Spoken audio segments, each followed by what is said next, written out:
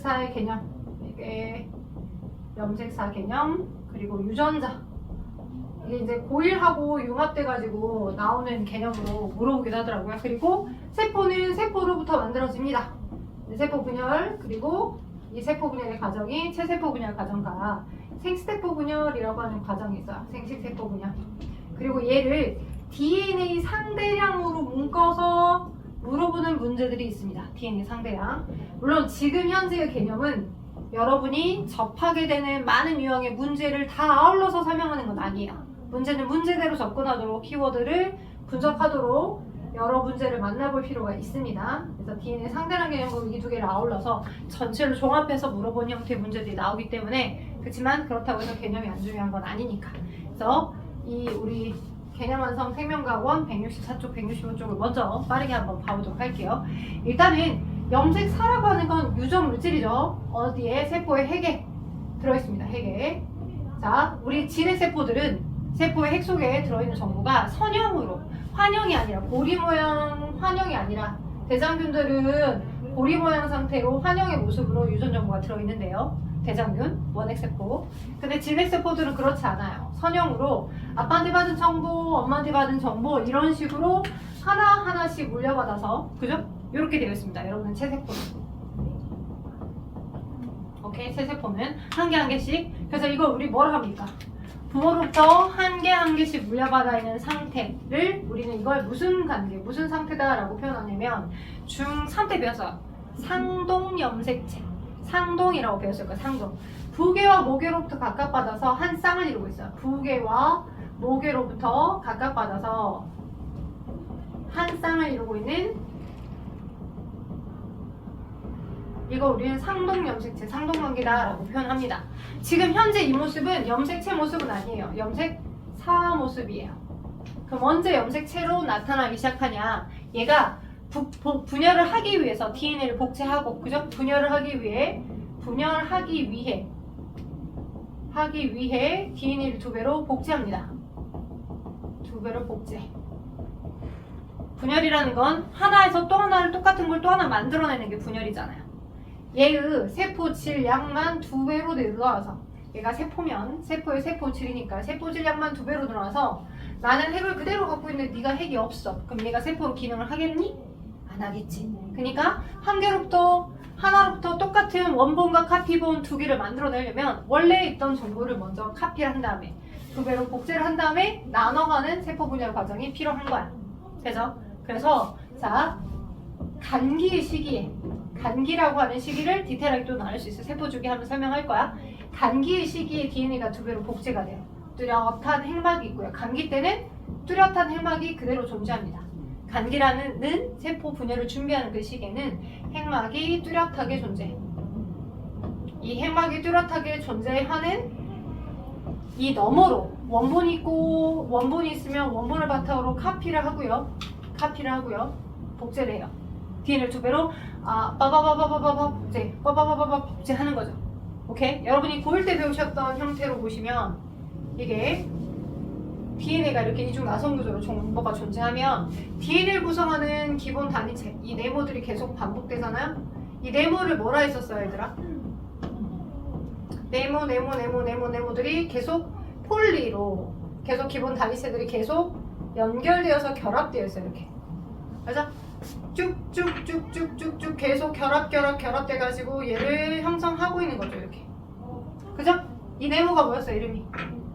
뉴클레오타이드. 맞아요, 뉴클레오타이드. 얘가 뉴클레오타이드였었고, 뉴클레오타이드. 그리고 이 뉴클레오타이드는 인산과 당과 염기로 구성되어 있었습니다. 이게 1대 1대1이었죠. 오케이? 그리고 이 당. 자, 볼 때 배웠던 거 나옵니다. 이 당. 뉴클레오타이드를 구성하는 이중 나선 구조의 DNA에 들어있는 이 당은 어떤 이름의 당이었었습니까? 리보스였어요? 디옥시리보스였어요?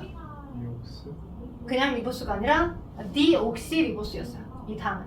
인산과 이 당이 5탄소 화물 당인데, 5탄 당인데 2번 탄소에는 H만 있고요. 3번 탄소에는 OH가 그대로 있는 상태였었어요. 골통합 때 배웠어요. 왜냐면 2번 탄소에 O를 그대로 갖고 있어버린 상태가 리보스거든요. 그러면 되게 화학적으로 불안정해요. 다른 화합물이 와서 얘가 부분적인 마이너스를 띌 거니까 부분적인 플러스를 띠고 있는 효소 같은 RNA 분해 요소들이 와서 얘를 인식해서 화학적 결합을 끊어버릴 수 있다. 너는 부분적인 마이너스를 띠고 있으니까. 왜? 얘는 전기음성도가 큰 원자잖아.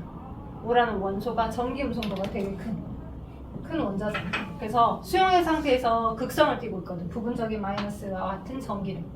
그렇기 때문에 이 화학적 결합을 끊어내버릴 수 있기 때문에 그러면 안 된다고. 왜? DNA는 아예 처음부터 끝까지 아주 안정적으로 내가 가지고 있는 정보를 그대로 보호하고 있는 게 목적이었어.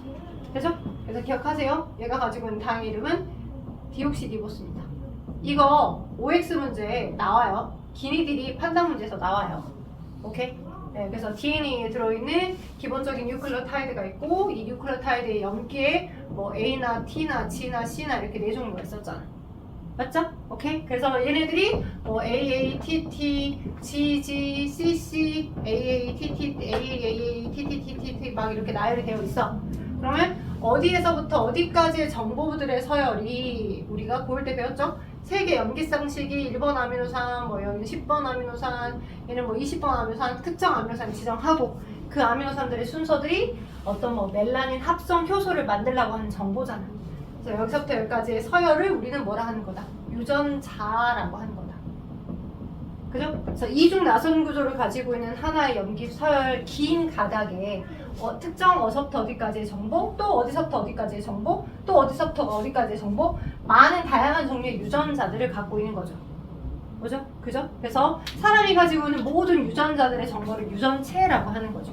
오케이? 한 개체가 가지고 있는 그 개체가 가지는 모든 유전 정보의 매뉴얼, 모든 그 많은 정보들 다 유전체라고 하더라고요. 유전자와 유전체 개념까지 잡아드렸습니다. 유전자는 특정 어디서부터 어디까지 염기 배열 서열을 너는 뭐 펩신이라고 하는 효소를 만드는 정보들, 그죠? 너는 뭐 아밀레이스라는 효소를 만드는 ATGC, TTA 블라블라블라블라 정보들. 오케이? 이렇게 얘를 생략하고 유전자라고 얘기해도 같은 표현이다라고 생각하시면 돼요. 그러니까 많은 유전자들을 갖고 있는 거고 여러 유전자들의 모임들, 한 개체가 가지는 모든 유전자들의 모임, 그 매뉴얼들, 마뉴얼들을 다 유전체라고 하는 거예요. 됐죠? 근데 세포가 세포로부터 또 하나의 세포를 만들어야 해. 그지? 그러면 그 DNA 정보를 먼저 복제한 다음에 정보가 나눠져야 되겠지.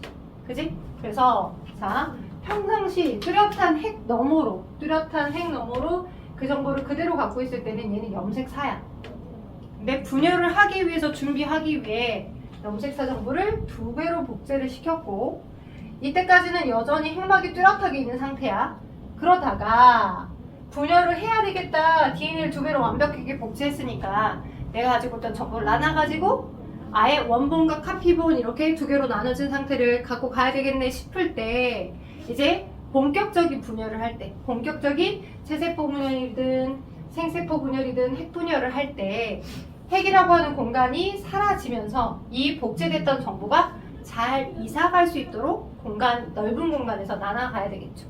그래서 자, 복제를 한 다음에 얘가 자, 히스톤 단백질에다가 돌돌돌돌돌돌돌돌 동염해가지고 더 많이 응축된 형태의 이런 모양을 만들 겁니다. 마찬가지로 얘도 히스톤 단백질에다가 더 돌돌돌돌돌 동염해가지고 이렇게 응축된 이 형태들을 만들 거예요. 돼요? 이게 여러분이 흔히 알고 있는 이런 모양의 염색체고요. 얘 또한 이런 모양의 염색체죠. 쌍나비처럼 되어 있는. 되겠어요? 오케이? 그래서 염색체는 복제된 이후, DNA를 2배로 복제하고 난 이후에 분열을 하기 위해서 본격적으로 핵분열하는 전기식이에요. 그지? 이렇게 염색체가 뿅 나오고 나비 같은 구조가 나오는 것, 이걸 우린 염색체라고 합니다. 그럼 하나의 염색체는 여기에 놓여져 있는 정보가 예를 들어서 멘델의 완두콩 유전에서 모양을 둥글게 하는 것과 관련된 정보가 놓여 있었다라고 하자. 그러면 얘가 그대로 복제돼서 만들어졌던 이 옆에 있는 이 대립 유전자, 이걸 대립 유전자라고 합니다. 얘와 얘 서로 똑같은 대립 유전자가 놓여 있을까요? 다른 대립 유전자가 놓여 있을까요? 하나는 대문자, 하나는 소문자 이렇게 표현할 거야. 그래서 아마 여러분이 사람 유전이랑 그 멘델의 유전콩 배웠을 때 너는 둥글게 하는 것과 관련된 유전 정보고 너는 주름지게끔 하는 것과 관련된 유전 정보를 이렇게 대문자 소문자로 표현한다라고 하면 그죠? 한 개체가 엄마하고 아빠로부터 받았기 때문에 서로 다른 정보를 갖고 있는 경우 우린 이걸 뭐라고 했었어? 잡종이라고 얘기했었지. 잡종. 그치? 잡종. 부계와 무게로부터는 대문자 R, 무게로부터는 소문자 R에 대한 정보를 물려받았다고. 그죠? 근데 얘가 이렇게 있는 모습으로 체세포 상태들로 존재하고 있었는데 너로부터 또 하나의 똑같은 체세포를 만들고 싶어. 그럴 때 얘가 카피가 돼서 그죠? 요렇게 돼서 얘도 염색체가 된 거겠잖아. 그치? 오케이? 그러면 여기에 놓여져 있는 대문자 R은 대문자 R에 대한 정보가 놓여있겠어요? 소문자 R에 대한 정보가 놓여있겠어요? 소문자 R일 거라고 친구들이 많이 답을 해서 많이 틀립니다. 왜요? 자, 이걸 그대로 생각해봐요. 이 검정색이 원본이었고 원본을 바탕으로 그대로 카피. 이게 최선이지, 태연아. 아니, 좀 더 버릴 수 있어요. 아, 그러니? 그래. 잘 앉아봐. 여기가 제일 시원하다. 아, 네. 책이 없을까? 복사해놨어. 오케이? 네네네. 잘 들어가봐요. 지금 페이지 164쪽 유전 파트 하고 있어요. 유전 파트. 자, 다시 볼게요. 이게 지금 검정색이고 이게 지금 파란색이면 검은색은 아빠한테 받은 거, 파란색은 엄마한테 받은 거. 여기를 아빠한테 받은 거 대문자, 엄마한테 받은 거 소문자이라고 체크를 한번 해봅시다. 그래서 보시면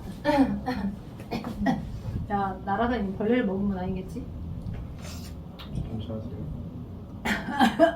벌레 맛은 느껴지진 않아. 내 목이 왜 이렇게 껄끄럽지? 이미 넘어갔나? 식도로 넘어가야 되는데. 자, 일단 볼게요. 자, 엄마하고 아빠한테 서로 다른 정보를 물려받을 경우에 우리가 맨데레 유전을 하면서 이렇게 배웠었어. 그지? 그리고 이렇게 받은 상태로 우리는 잡종. 부계와 무게로부터 전혀 다른 정보를 받았네. 그래서 잡종이다 라고 표현했었죠. 근데 얘가 이런 상태로 존재하고 있을 때 이 아이가 모드에서 이제 복제를 하고 세포 분열이 들어가야 하는 모습을 생각해보자. 그럴 때 헷갈릴 수 있으니까 얘네들 다른 색깔로 슝. 자, 그러면 너가 어차피 DNA를 2배로 복제하고 난 다음에 원본, 카피본 2개로 나눠서 해야 되기 때문에 복제하는 식에서 원본을 바탕으로 카피, 맞죠? 원본을 바탕으로 카피가 이렇게 됐겠죠. 그리고 얘가 둘둘둘둘 응축이 돼서 뭐가 될 거야? 이렇게 생긴 염색체가 될 거고 둘둘둘 응축돼서 이렇게 생긴 염색체가 될 거야. 그치? 그러면 여기에 해당하는 정보가 대문자 R, 모양을 둥글게 하는 것과 관련된 정보를 갖고 있다면 이게 지금 DNA 상대량하고도 연결된 개념인 거야. DNA 상대량하고도 연결된 개념인 거야. 오케이? 대문자 R에 대한 정보가 그대로 카피가 된 상태로 얘가 된 거고. 맞죠? 그 다음 여기 소문자 R에 대한 정보가 카피가 된 상태로 이렇게 된 모습이 이렇게 됐을 거니까. 그죠? 그래서 요렇게 놓여져 있는 염색체가 있고 요렇게 놓여져 있는 염색체가 있다면 그죠? 여기에 대문자 R이 있으면 이쪽 대립유전자는 무조건 소문자 R이어야 돼? 대문자 R이어야 돼? 그렇지. 대문자 R이어야 되는 거야. 오케이? 왜? 하나의 염색체는 서로가 서로에 대한 카피본이 붙어 있어. 그죠? 얘가 그대로 카피된 카피본이 붙어 있는 거고 얘가 그대로 카피된 카피본이 붙어 있어.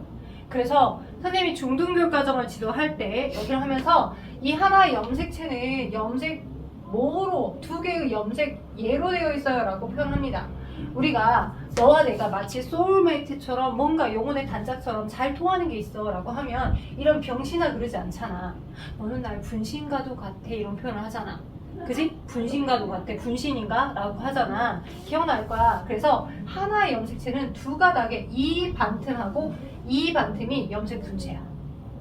그러니까 하나의 염색체는 염색 분체 2가닥으로 구성되어 있어. 이거 염색 분체의 수도 물어봅니다.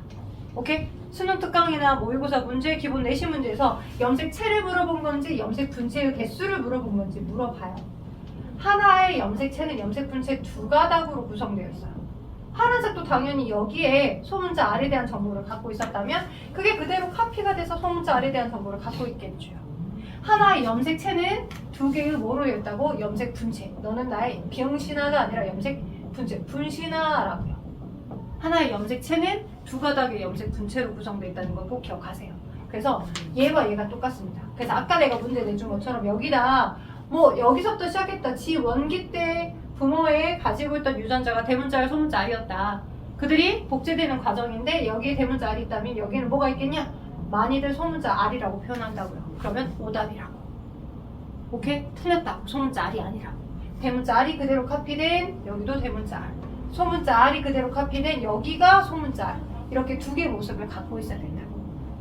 오케이? 그리고 여러분이 중학교 때 이렇게 하나가 얘가 그대로 카피돼서 얘가 그대로 카피돼서 이렇게 되고 얘가 그대로 카피돼서 이렇게 되고 두 개가 서로 크기가 똑같잖아요. 오케이? 하나는 부계한테 받았고 하나는 모계한테 받은 1번 염색체라고. 하나는 아빠한테 받았고 하나는 엄마한테 받았어. 이렇게 서로 쌍을 이루고 있을 때 이들을 우리는 무슨 염색체라고 한다고? 상동 염색체라고 한다고 배웠다고. 그래서 사람은 총 염색체가 몇 개 갖고 있어? 사람의 경우는 46개. 그죠? 46개. 사람의 체세포에는 46개의 정보를 갖고 있어. 체세포에는. 그래서 1번부터 23번까지 23쌍 정보를 갖고 있어. 오케이? 네. 자, 1번에 2개. 왜 크기들이 똑같고 이 염색체의 가운데 부분 여기를 우리는 뭐라고 하냐면 동원체라고 해요. 동원체. 동원체의 포지션이 각각 다 달라. 1번부터 23번까지에 해당한 염색체가 동원체의 위치들이 서로 다 달라서 동원체의 이 각으로 동원체가 놓여져는 뭐 여기는 여기 있고 크기도 좀 다르고 뭐 동원체의 위치들이 다 달라요. 오케이? 동원체의 위치를 가지고서 이 두 개가 상동인지 아닌지도 판가름해야 돼. 여기 있는 실마 문제를 볼 때 뭐 틀린 그림 찾기 이 정도 그런 느낌적인 느낌의 문제도 나와. 네? 누가 서로 상동이지? 넌 상동이 아니네? 상동이네? 해서 이건 같은 종이다 아니다라고 구별하게끔 하는 문제들이 나오거든요. 눈을 크게 뜨고 그림을 비교해야 되는 경우도 있는데 그럴 때 동원체의 위치들이 거의 유사하면 같으면 그러면 이 두 개는 상동인 거야. 오케이? 그래서 방 투사가 붙여가는 부위인 여기 이 부분을 우리는 다 모두 다 동원체라고 합니다. 동원체.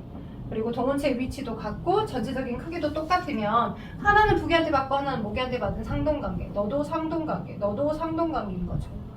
이게 사람의 경우는 총 22번까지 놓여져 있는 정보가 총 44개 이렇게 있는 거죠. 그리고 여기 위에 놓여져 있는 이 염색체들 위에 놓여져 있는 정보들. 내가 실가닥처럼 이렇게 짝대기로 했지만 실제 이 짝대기 하나는 아까 내가 그렸던 이 DNA 이중 나선 구조의 정보가 엄청나게 길게 있는 거야. 그 길고 긴 걸 히스톤이라는 중심축 단비틀에다가 두 바퀴 반씩 동여매고 꼬여매서 유선 전화기에 그 꼬여져 있는 줄마냥 엄청 꼬여대서 응축된 상태로 이런 모양으로 전체적인 그림이 보이는 거야. 다 풀면 이중 나선 구조의 DNA 정보가 거의 몇 킬로미터 정도일 거야. 엄청 길어. 오케이? 거기에 놓여져 있는 여기서부터 어디까지의 정보들이 다 어떤 특정 형질을 결정한 유전자가 되는 거야. 오케이. 자, 그래서 1번부터 22번까지 44개는 그냥 사람이라면 공통적으로 가지고 있어야 될 성별과는 전혀 상관없는, 그치? 일반적인 형질에 대한 정보를 거기에 다 갖고 있어. 그래서 너는 상염색체라고 해. 그리고 마지막에 존재하는 23번째에 해당한 염색체에 주로 일반 형질, 성별하고는 구분이 관계가 없는 일반 형질에 대한 정보도 물론 있지만 성별에 따라서 차이를 두게 하는 정보도 좀 놓여있는 형태이다 보니까 23번째에 어떤 사람은 X염색체, 제일 크기가 큽니다. 제일 크기가 큰 X염색체 2개를 가지고 있는 사람도 있고요. 어떤 경우는 X염색체와 얘보다는 작은데 거의 동원체 위치가 다르지만 Y염색체를 가지는 경우도 있어요. 그러면 이 사람을 우리는 뭐라 하는 거고? 넌 남자, 넌 여자라고 표현하는 거죠. 그죠? 오케이? 그래서 44개 플러스 여자는 XX, 44개 플러스 남자는 23번째의 염색체가 XY를 갖고 있는 거죠. 되죠? 오케이? 자, 그리고 여러분이 기억하셔야 될 것, 자, EN. 이 두 개 개념이에요. 자, 책은 일단 제가 방금 165쪽에 해당하는 DNA와 유전자, 염색체의 관계와 아래쪽에 있는 염색체 구조에 대한 설명을 했어요. 자, 중요한 개념의 밑줄 한 번씩만 긋고 그 다음 페이지로 한번 가보자. 일단 첫 번째 DNA에서 나와있죠. 생명체 유전에 관한 모든 정보를 담고 있는 분자. 그죠? 이중 나선 구조를 가지고 있는 유전 물질. 그죠? 거기 밑줄 이중 나선 구조를 갖고 있고 모든 정보를 담고 있는 분자. 거기 두 번째 DNA 구조에서 나와있죠. DNA 구조. 자, DNA를 구성하는 기본 단위 뉴클레오타이드 거기 밑줄 뉴클레오타이드 당과 인산 염기가 1대1대 거기도 밑줄 그죠? 근데 그 당이 거기다 적읍시다. 디옥시 거기 오탄당이라고 써져 있고 그 그림에 디옥시리보스라고 당 써져 있죠. 그죠? DNA를 구성하는 당은 디옥시리보스예요. 디옥시리보스. 그죠? 디옥시리보스. 이 오탄당이 디옥시리보스라는 이름의 당입니다. 그래서 리보스라는 이름의 당하고 헷갈리시면 안 돼요. RNA는 리보스라는 당, DNA는 디옥시리보스라는 당을 갖고 있습니다. 자, 그리고 유전자. DNA는 생물의 형질에 대한 정보를 모든 유전자로 담고 있지만 유전자는 특정 유전 형질에 대한 유전 정보가 어디서부터 어디까지 ATGC, TTA, 블라블라블라블라 나열되어 있는 거기서부터 거기까지 정보. 그죠? 또 정보들이 이제 유전 정보, 그러니까 어떤 정보를 담고 있지 않지만 이 유전자 염기서열들이 막 복잡하게 나열되어 있다가 또 어디서부터 어디까지는 또 어디에 대한 정보. 그러니까 많은 유전자들을 한꺼번에 이중 나선 구조 안에 다 담고 있는 거예요. 그리고 유전체라고 하는 건 한 생물체가 지닌 모든 유전 정보의 집합체야. 유전체. 그러니까 유전체가 제일 넓겠지. 제일 양이 많겠지. 유전자들보다. 여러 이 유전자, 저 유전자, 저 유전자들의 다 총합이 유전체일 거니까. 되겠어? 그 다음 염색체 구조에서 뉴클레오솜이라고 해서 나오는데 제가 설명할 때는 생략을 했지만 오른쪽에 뉴클레오솜이 나와 있어요. 이 뉴클레오솜은 응축을 시킬 때 자, DNA상의 정보들이 이렇게 계속 나열되어 있으면 쉽게 말하면 이거야. 여러분의 모든 계열의 옷, 그 모든 계열의 옷을 여러분의 옷장에다가 항상 다 오픈을 해놓고 입는 건 아닐 거야. 오케이? 왜? 지금 현재 여러분 겨울에 패딩 긴 거 있죠? 두툼한 거. 구스다운 같은 거 패딩 여전히 옷장에 걸어져 있으니까 물론 있을 수도 있어요. 있을 수도 있는데 깔끔하시고 나름 이제 뭐 여러분의 공간이 좀 좁은 걸 효율적으로 쓰고 싶다 하시는 어머님들은 아니면 어머님들이나 아니면 여러분이 옷장 정리를 할 수도 있겠죠. 그래서 겨울옷은 미리 클린토피아나 뭐 이렇게 돌려가지고 이제 깨끗하게 다 청소를 한 다음에 압축을 시켜가지고 옷장 저 안쪽에다 집어넣어놨다가 예? 다시 이제 겨울에서 여름에서 이제 겨울이 넘어갈 때쯤 그때 꺼내다 입는 거죠. 버리지 않잖아요. 지금은 주로 늘 비치되어 있는 게 얇은 옷들이고 여름 옷들이고 그죠? 그러니까 모든 유전자를 다 가지고 있는데 그 모든 유전자를 항상 쓰진 않기 때문에 자주 안 사용하는 유전자 정보들은 어디다가 히스톤이라고 하는 팔량체, 실제는 팔량체야. 8개의 서브 유닛이야.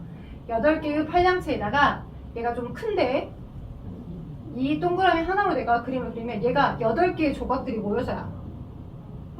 예? 여러분 책에 있는 그림처럼 165쪽에 있는 그림 봐봐. 165쪽 오른쪽에 있는 히스톤 단백질이라고 써져 있죠. 그 히스톤 단백질이라는 덩어리가 8조각이 모여야 돼. 그 8조각 모여있는 상태에 내가 자주 안 쓰는 DNA 정보가 2바퀴 반 동염에서 응축이 되어 있다. 응축되어 있어요. 이렇게 2바퀴 반. 돼요? 히스톤 단백질이라는 여기다가 2바퀴 반 자주 안 쓰는 유전 정보들이 이렇게 응축되어 있는 거야. 오케이? 이런 식의 DNA 정보들이 이중 나선 구조의 정보들이 내가 자주 안 쓰는 유전자 부분은 응축되어 있고 자주 쓰는 건 오픈되어 있는 상태.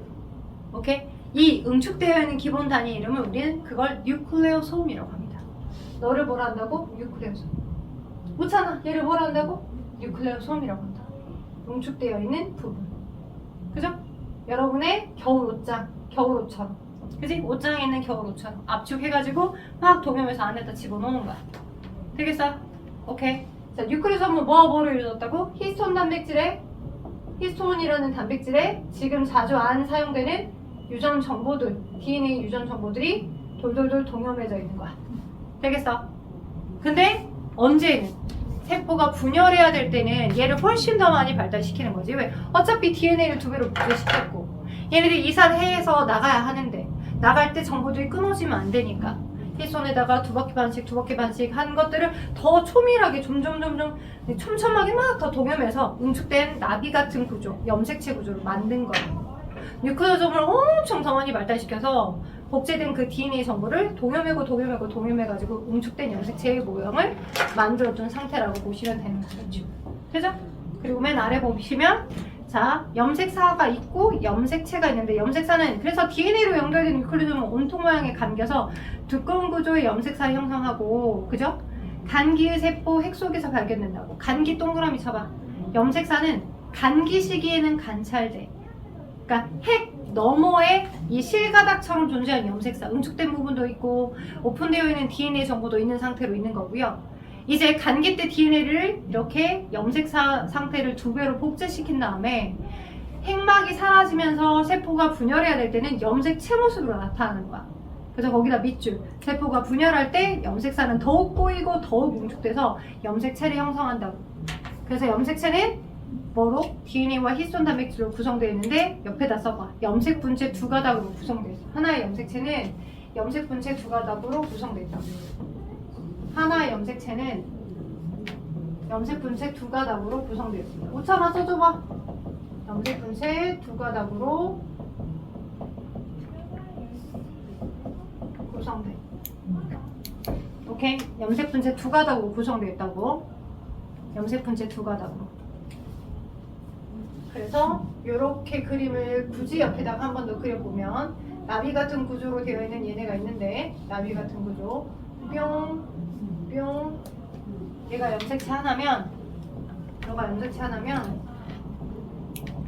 너는 특정 형질에 대한 뭐라고 할까? 모양을 둥글게 하는 것과 관련된 유전자를 갖고 있으면 그것도 똑같이 카피된 이쪽 정보에는 마찬가지로 모양을 둥글게 하는 것과 관련된 유전자를 갖고 있다.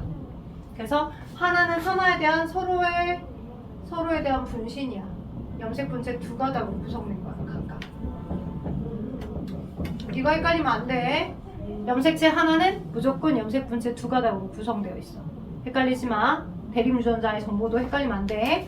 자, 그리고 그 다음 넘기게 되면 이제 넘겨서 DNA와 유전자 염색체의 관계에서 166쪽에 나와.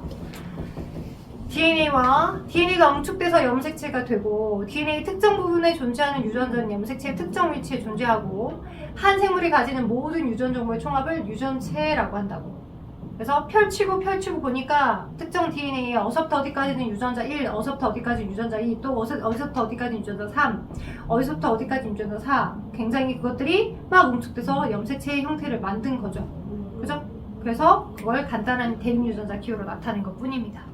그 다음 핵형과 핵상이 있는데, 핵형과 핵상까지만 설명하고 여러분 잠깐 쉬게 해줄게요. 힘 좀 내봐요. 자, 핵형과 핵상이 있는데요.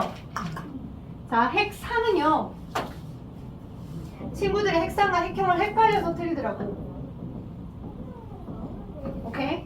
핵상은 2n과 n 또는 4n, 6n, 8n 숫자 형태의 조합으로 나타낸 걸 우리는 핵상이라고 합니다. 여러분의 몸에는 2n하고 n밖에 없어요.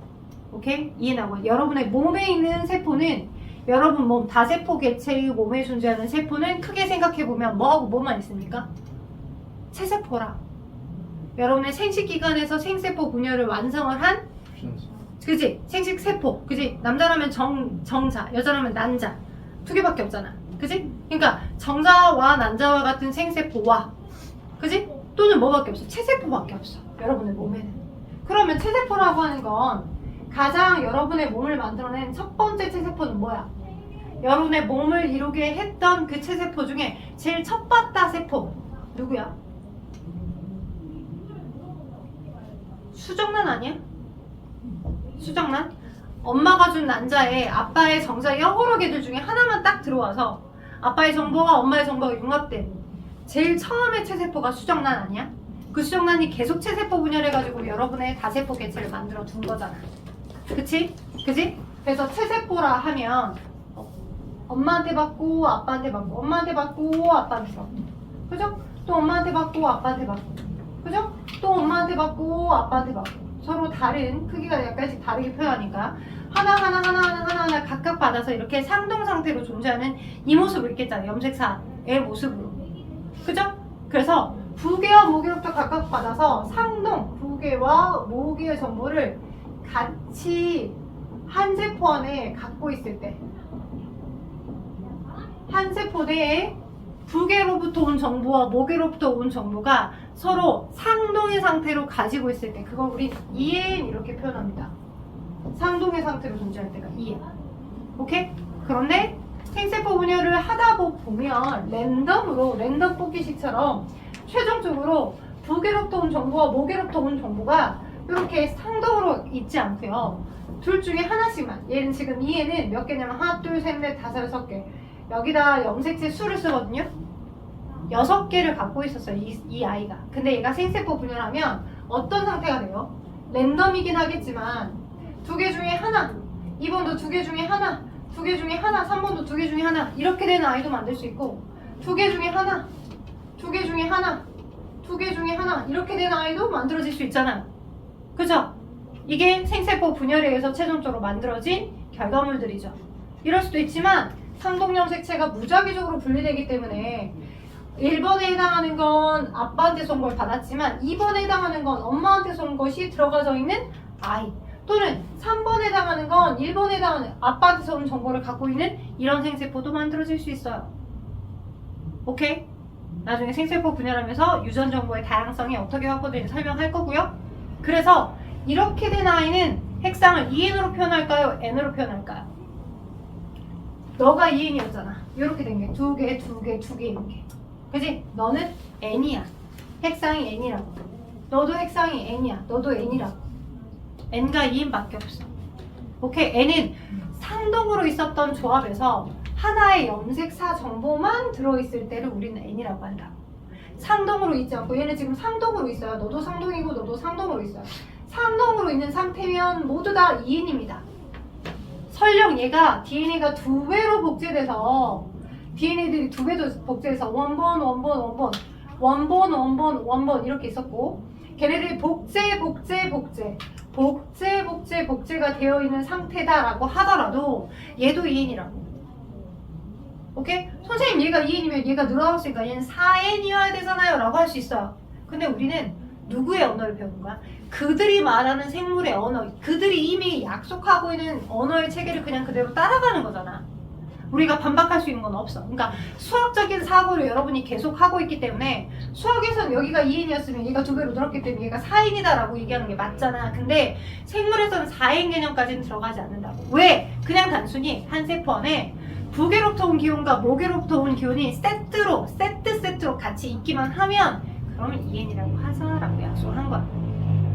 오케이? 그게 DNA가 2배로 늘었다 할지언정. 왜? DNA 상대량 개념은 또 별도의 개념이거든. 돼요? 그래서 너가 2N이면요 너도 똑같이 2N입니다. 선생님 늘었잖아요. 분명 늘었어요. 네, 뭐가 늘었냐면 늘었다는 표현은 이 아이에 있던 DNA가 2배로 복제된 거니까 DNA 상대량이 얘가 가지고 있는 임의의 DNA 상대량이 만약에 뭐였었다면 4였었다면 얘는 임의로 잡아주는 값이야. 임의로 잡을 수 있는 값이야. 얘가 가지고 있는 DNA 상대량 값, 이 세포가 가지고 있는 DNA 상대량 값이 4였었다면 DNA는 2배로 늘었기 때문에 DNA 상대량은 당연히 8이야. 8. 얘를 먼저 알려주고 얘를 바탕으로 판단하면 되는 거야. DNA 상대량은 당연히 늘었어. 2배로. 그치? 근데 핵상은 똑같이 여기도 2N, 여기도 2N이라고. 왜? 부계로부터 온 것과 모계로부터 온 것 기온들이 세트로 같이 있으면 그냥 무조건 2N이란다고. 부계모계 정보, 부계모계 정보, 부계모계 정보가 세트로 같이 있으면 무조건 2N이라 한다고. 그러다가 얘가 랜덤으로 찢어져서 부계모계 정보든 상동이 아닌 상태로. 얘와 얘가 상동 아니잖아. 서로 다른 크기잖아. 얘와 얘도 상동 아니잖아. 서로 다른 크기잖아. 상동이 아닌 모습으로 하나씩만 있으면 그럼 무조건 N이라고 한다고. 오케이? 그게 핵상의 개념이야. 오케이? 그래서 핵상을 물어보는 형태의 문제들이 많이 나오니까 꼭 EN과 N의 개념 정의를 꼭 반드시 생물의 언어 그대로 받아들이고 하세요. 부계 또는 모계 정보 한쪽만 한 세포 내에 있을 때 그게 N이에요. 되겠어요? 그리고 라스트로 하나만 더 할게요. 핵형은 이런 식의 모습이야. 한 종이 가지고 있는 그 종의 체세포 분열 중기대로 스탑을 시켜서 그들이 가지고 있는 전체적인 염색체의 크기랑 염색체의 개수랑 전체적인 비율을 본 거야. 특정 염색체 쌍만 본 거 아니고요. 전체적인 샷의 모양을 다 본 거. 그러면 종이 다르잖아. 그치? 종이 다르면 당연히 염색체 수가 같기니 다르기니. 종이 다를 때 염색체 수가 같을 수도 있고 다를 수도 있어. 오케이? 종마다 가지고 있는 염색체 수는 다 다르니까. 근데 같을 수 있어. 감자도 2N이 12개인데 토마토도 2N은 12개야. 오케이? 염색체 개수는 똑같이 12개로 똑같아. 그럼 12개인 것들은 다 무조건 감자인 거 아니에요? 그러진 않아요. 왜? 2N은 12개인 거지만 거기 안에 놓여져 있는 유전 정보의 질들이 다 다르잖아. 책이라고 하는 책장은 똑같지만 그 책 안에 어떤 정보가 써져 있는지는 각각의 책마다 다 다르잖아. 그런 것처럼 책의 수, 염색체 수는 같을 수 있어. 서로 다른 개체더라도, 서로 다른 종이더라도. 그지? 감자도 12개, 토마토도 12개 서로 다를 수 있다고. 같을 수도 있고. 근데 거기 놓여져 있는 유전자의 질적인 정보도 서로 다 달라서 다른 형태로 표현이 되는 것 뿐이야. 그리고 사람은 EN은 46개야. 근데 걔는 78개야. 염색체 수가 많다고 해서 고등성을 결정하는 것도 아니야. 그지? 염색체 개수가 고등성을 결정하는 것도 아니야. 우리가 걔보다 못한 건 아니잖아요. 그쵸? 오케이? 그래서 그런 형태들을 인지를 하시면서 핵형은 한 개체가 가지고 있는 전체적인 체세포의 염색체의 수, 크기, 모양 전체적인 샷을 본 거야. 그러면 한 가지만 더 물어볼게. 그렇잖아. 남녀의 핵형이 다 똑같나? 안 똑같죠. 왜 안 똑같아요? 전체적인 모습을 판단한 게 핵형이라고 했으니까 남성과 여성의 상염색체 모습과 개수는 똑같아. 44개. 근데 남성은 XY지만 성염색체가 여자는 XX잖아. 그러니까 종이 같아도 암컷, 수컷에 따라서 전체적인 핵형은 다르다고. 같은 종이더라도 염색체 수는 똑같더라도 전체적인 핵형은 달라요. 암수의 성염색체의 그 모습의 차이 때문에. 그죠? 그래서 그걸 문장으로 만들었을 때 여러분이 오해하지 않으셨으면 좋겠어요. 그죠? 종이 같으면 핵형 모두 다 똑같다. 그럼 X라고. 같은 종이더라도 성염색체의 차이, 성염색체 그림의 차이 때문에 핵형은 다를 수 있어요. 달라요. 성염색체 XY가 가지고 있는 그 전체적인 모습과 성염색체 X염색체 두 개를 가지고 있는 전체적인 모습은 다르잖아요. 같은 종이지만, 사람이라는 종이지만. 그죠? 그래서 같은 종이더라도 성별에 따라 핵형은 다르다라고 하는 걸 꼭 기억하세요. 거기 여러분 166쪽 아래에 사람의 염색체라고 써져 있잖아요. 그 비어있는 공간 오른쪽에다가 한번 적어주세요. 같은 종이더라도, 자 적어주세요. 같은 종이어도 같은 종이더라도 암수에 따라 핵형은 다르다. 왜? 성염색체 모습의 차이. 성염색체 모습의 차이 때문에. 자, 10분만 쉬었다 합시다. 자, 7시 55분이거든요. 10분만 쉬었다가 167쪽의 개념, 160, 그 다음에 나머지 168쪽, 9쪽 마저 조금 더 설명을 할게요. 질문 있어요? 괜찮아요? 이거 좀 적어주시고 10분만 쉬었다 합시다. 기본 개념 문제가 나와 있죠? 아래에 다 답들이 연결되어 있으니까 가장 많이 확인해야 될 게 3번 같은 그림. 3번 같은 그림의 A는 네모 전체니까 염색체잖아요. A는 그 염색체의 반틈반틈 가닥 B는 염색 분체고요. C는 히스톤 단백질에 꼬여져 있는 부분이 있는 전체적인 모습들이기 때문에 염색사를 말하고 있습니다. C는. 그리고 D는 히스톤 단백질, 그죠? 보라색 동그라미 하나니까 히스톤이라고 하는 단백질이고요. E는, 그죠? 이중나선 구조를 가지고 있는 E는 DNA입니다. 그래서 이런 그림 개념 문제 물어보는 거 많이 나오니까 기억하셔야 될 것 같고요. 아래 지금 둘중 고르기랑 선다형 문제 있는데 개념 문제를 잘 보셔서 아래에 나가는 OX 문제랑 답안까지 잘 맞춰주시면 좋겠습니다. 기본 개념부터 확실해야 우리가 기초 문제에서 안 틀리고 난이도가 높은 것까지 점수를 받을 수 있어요. 자, 168쪽으로 갈게요.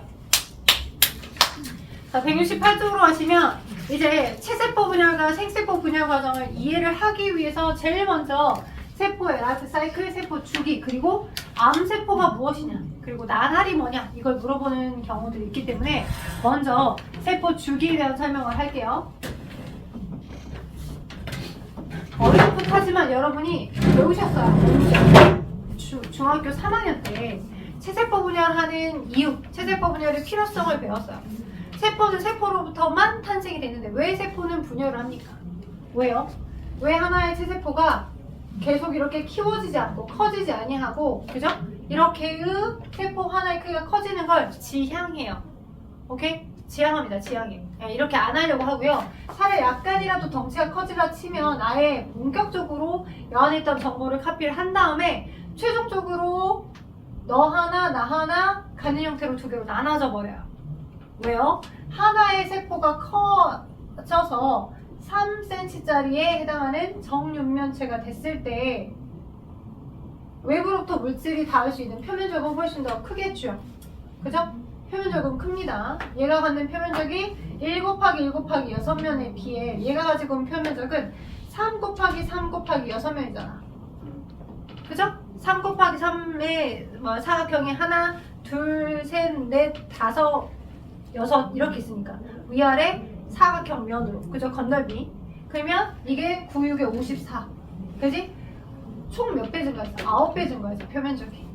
1 곱하기 1짜리가 총 6면 있었던 표면적에 비해 9배가 증가했어. 근데 내부에 있던 핵이 정보잖아. 그 핵이 컨트롤할 수 있는 공간의 크기가 그걸 우리는 부피라고 합니다. 세포의 부피. 세포 부피도 똑같이 9배만 증가했으면 동일한 부피만큼 동일한 표면적이 증가했기 때문에 물질 교환이 더 불리하다거나 그러지 않아. 근데 부피를 생각해봐. 내부에 있던 핵의 정보가 컨트롤해야 되는 그 내부의 공간의 크기. 자, 부피는 얘가 얼마야? 1 곱하기 1 곱하기 1이야. 1이라고. 1세제곱센티미터. 근데 얘의 부피는 얼마야? 6 곱하기 3 곱하기 3 곱하기 3. 가로 곱하기 세로 곱하기 높이가 부피 계산하는 거잖아.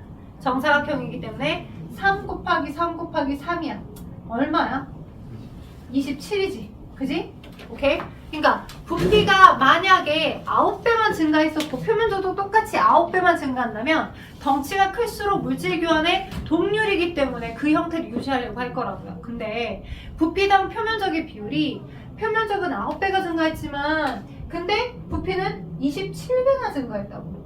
핵이 내부에서 컨트롤해야 되는 내부 공간의 크기는 27배나 증가한 거기다가 외부에서 물질이 들어오는 정도는 꼬작해봤자 9배밖에 증가하지 않은 거야.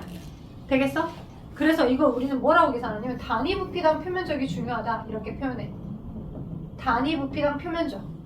핵이 컨트롤해야 되는 공간의 크기다 부피당 표면적을 계산해보는 거지. 이 정육면체의 크기가 1cm짜리인 얘네들은 부피당 표면적이 부피가 총 얼마일 때? 54일 때 9, 6에 54. 그지? 1 곱하기 1 아니 나 지금 이렇게 비워본 거지? 이렇게 비워본 거지? 그지? 자, 그죠? 잠깐 저랬나봐요. 자, 1cm짜리 부피당 표면적은 부피분의 표면적 얼마야? 전체 부피가 1이니까 1분의 6이죠. 그죠? 1분의 6. 근데 얘는 어때요? 전체 부피가 27이니까 27을 54를 27로 나눠. 전체 부피가 27이잖아? 그럼 1세제곱센티미터당 차지하는 표면적이 얼마게 하려면 54를 27로 나눠줘야 돼. 그럼 얼마야? 2밖에 안 돼. 2밖에. 훨씬 작아. 부피당 표면적이 얘가 훨씬 작아. 그래서 덩치가 커지는 걸 비추해. 오케이? 차라리 덩치가 커지려면 아예 내가 가지고 있던 정보를 그대로 2배로 복제한 다음에 아예 온전하게 원래와 똑같은 크기만큼으로 2개로 뽀개져 버리는 게 낫다고. 오케이? 그래서 단위 부피당 표면적이 세포의 크기가 클수록 더 작기 때문에 물질 교환에 불리해서 우리는 약간 덩치가 커지려고 치면 유전 정보를 복제를 한 다음에 아예 2개로 완전히 뽀개지는 체세포 분열을 계속 거듭해서 쬐깐한 크기, 작은 크기의 세포의 수를 유지시키는 거야. 세포의 개수가 많아지도록. 되겠어? 이게 체세포 분열의 필요성이야. 이거 중학교 3학년 때 했다. 3학년 때 했는데 선생님 그러면 안 나온가요? 나와요. 나오겠죠? 가장 기본이니까. 그래서 세세포 분열을 하는 이유는 단위 부피당 표면적이 덩치가 크면 더 작고 덩치가 작을수록 세포의 크기가 작을수록 단위 부피당 표면적이 크기 때문에 물질 교환에 유리해서 어떤 개체든 이렇게 세포 크기를 작은 상태로 유지하려고 하는 거야. 그래서 복제하고 나눠지고 복제하고 나눠지고 복제하고 나눠지고 이렇게 복제하고 나눠져 가는 거라고. 자, 그렇다면 세포의 라이프 사이클은 어떻게 되냐? 그리고 그 라이프 사이클과 관련된 암화된 세포는 어떤 거냐 한번 봐보자. 일단 세포의 전체적인 주기는 대부분 핵이 뚜렷하게 존재하고 있는 시기인 간기가 대부분 본인이 머무는 시기입니다. 대체적으로 간기가 거의 대부분의 시간에 포함되어 있고요. 여기서부터 여기까지 다 간기야. 핵막이 뚜렷하게 있고요. 그 핵막 안에 들어있는 유전성으로부터 효소 만들고 막 물질 대사해. 외부로서 물질을 더 받아들이기도 해. 오케이? 그래서 외부로부터 어떤 정보들을 받아들여서 막 열심히 대사하면서 살고 있는 시기. 그게 언제야? 뚜렷한 핵막을 가지고 있는 간기야. 오케이? 오케이? 자, 간기의 시기를 크게 G1기, S기, G2기로 나눌 수 있어요. 그리고 간기 때 완벽한 준비가 다 도모가 되면 그러면 호로록 뚝딱뚝딱뚝딱 분열을 하는 거야. 분열기의 시기는 이 분열하는 시기에만 뭐가 나타나냐? 염색체가 나타나. 세포 전체의 주기에서 분열하는 동안에만 관찰되는 게 염색체예요.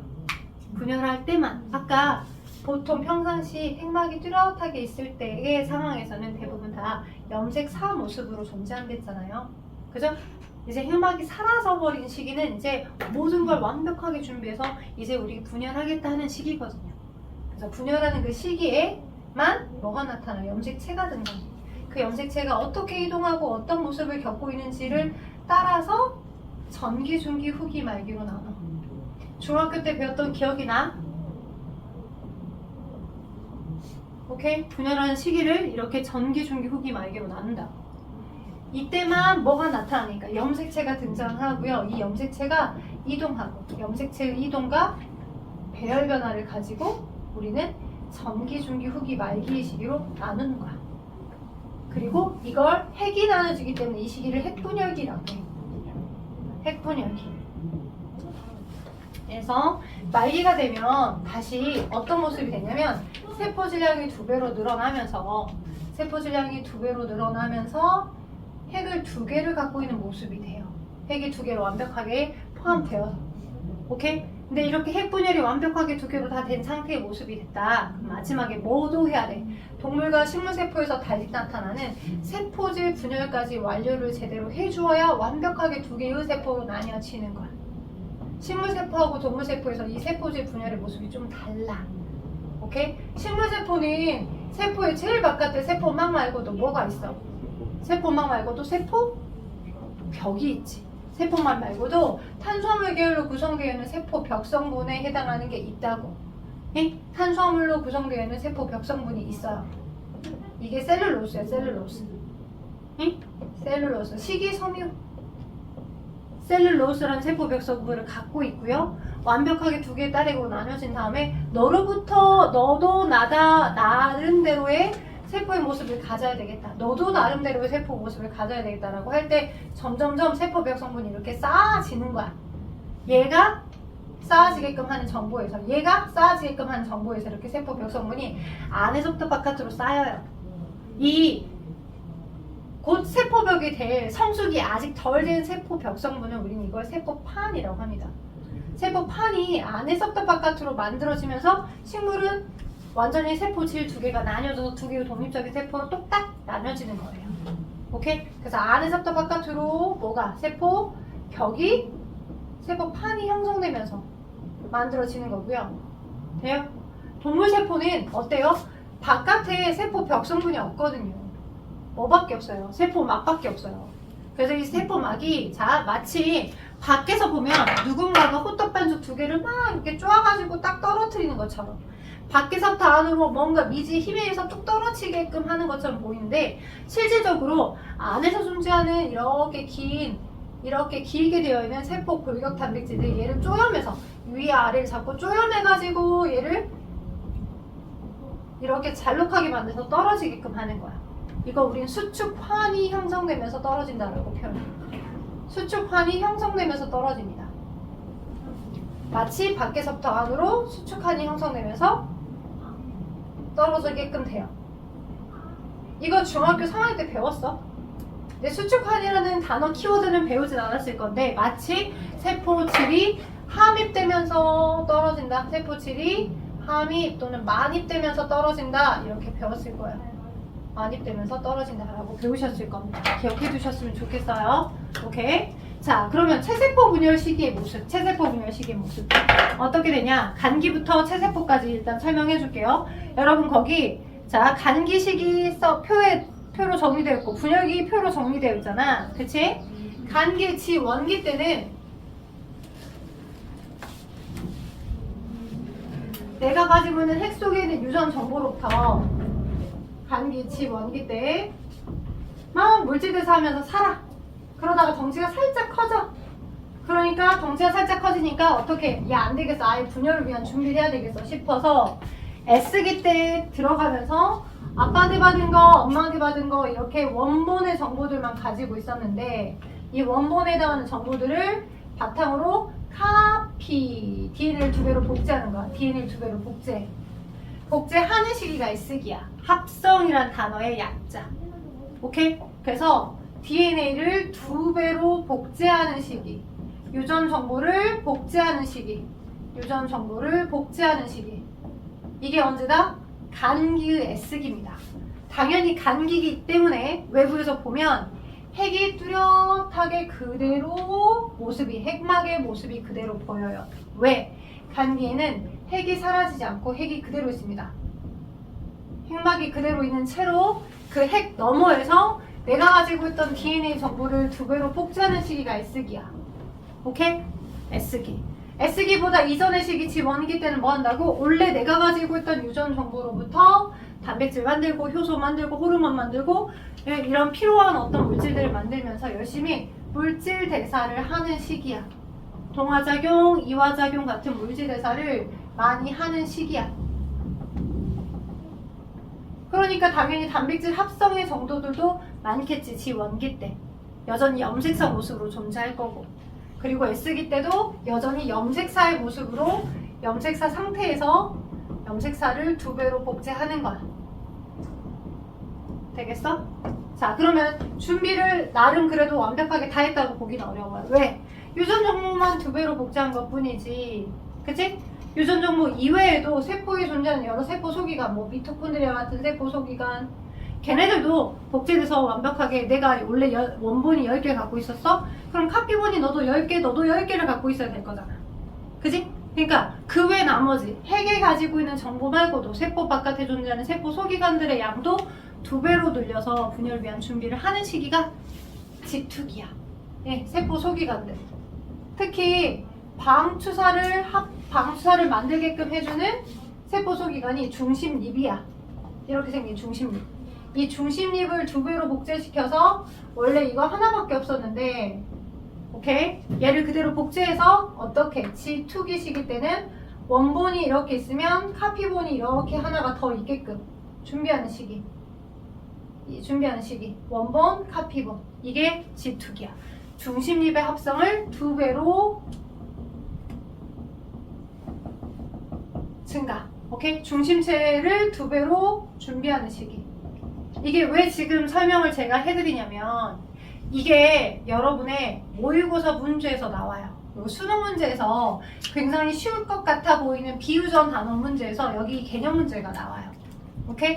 S기 때는 DNA를 2배로 복제를 했고 G2기 때는 나머지 세포 소기관들 중에 중심체, 방추사를 형성하게 하는 그 세포 소기관의 준비를 2배로 늘려서 나머지 준비를 하는 거야. 되겠어? 오케이? 그래서 여러분 책에 보시면 G1기, S기, G2기 나와 있거든요.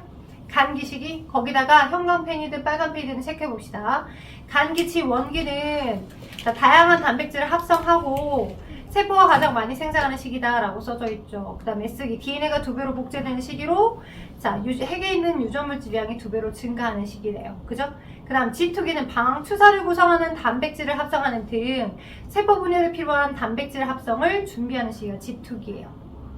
이렇게 간기 동안 완벽한 준비가 다 완성이 되면 여러분이 중학교 3학년 때 배웠던 염색체의 이동 모습을 통해서 분열을 후룩 뚝딱뚝딱 합니다.